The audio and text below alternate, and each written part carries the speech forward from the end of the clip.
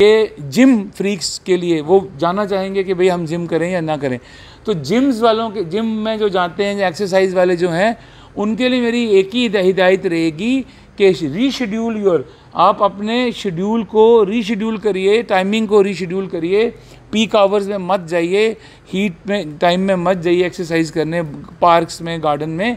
Early जाइए, 4:30 बजे जाइए, 5 बजे जाइए, लेट जाइए जब थोड़ा सा टेम्परेचर कूल्ड है। नंबर 1, प्रोटीन जो unclassified protein, not under supervision of medical person, मैं बोलूँगा कि एटलीस्ट इस पर्टिकुलर समर वे में अवॉइड करें।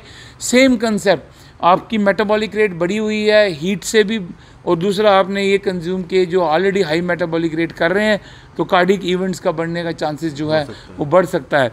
तो ये सारी चीज़ें जो रहेंगी मेरे जिम वाले दोस्तों के लिए, फ्रेंड्स के लिए, because life is very precious, तो वो एक्सरसाइज के ऊपर लाइफ ज़्यादा इंपॉर्टेंट है मुझे लगता है।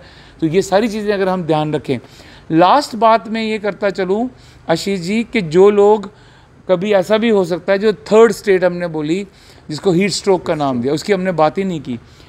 आपको कोई आदमी बेहोश मिलता है तो आपका क्या दायित्व है?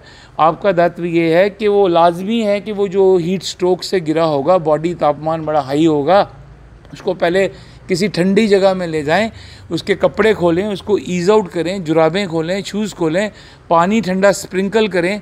Majority of the people come out of it, वो होश में आ जाते हैं। पानी पिलाते समय इंश्योर करें कि लेटे हुए पानी ना पिलाएं, उसकी बैक अपराइट रहे तभी पानी पिलाएं, बिकॉज अगर वो फंस गया पानी तो उसको जो है निमोनिया, जिसको मतलब होने के भी, एस्पिरेशन निमोनिया होने के भी चांसेस रहते हैं। तो ये बड़ी चीज़ ध्यान रखने की है। तुरंत उसको इमरजेंसी की तरफ ले जाएं, और इमरजेंसी में ये इंश्योर किया जाएगा कि उस पेशेंट की जो है एडिक्वेट ट्रीटमेंट हो, अच्छे से फ्लूइड रिप्लेसमेंट हो। और 2 बड़ी इंपॉर्टेंट मेडिसिन इस स्थिति में रहती हैं, एक का नाम डेंट्रोलिन है, एक का डायज़ेपाम है। वो भरपूर मात्रा में अवेलेबल है हमारी इमरजेंसीज़ में, वो दिया जाएगा, बट टाइमली अगर वो पहुंचता है तो।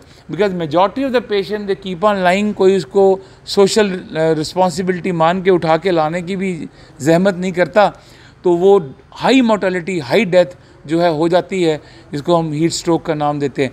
तो ये मेरी हाथ जोड़ के जनता को, इस तरह का कोई मरीज़ आपको दिखे तो आपकी इमरजेंसी, ये आपकी ड्यूटी है। हम आपसे कोई क्वेश्चन नहीं करेंगे, कोई आर्गूमेंट नहीं करेंगे, आप वहाँ छोड़िए, हम rest our team will take care of that. I assure you from this front. बहुत बहुत शुक्रिया सर।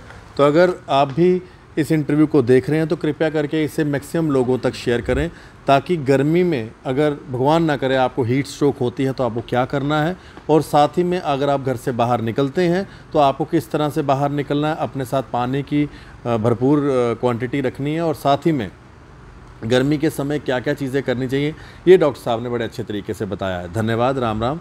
सत्य सनातन धर्म की जय और सभी का साधुवाद।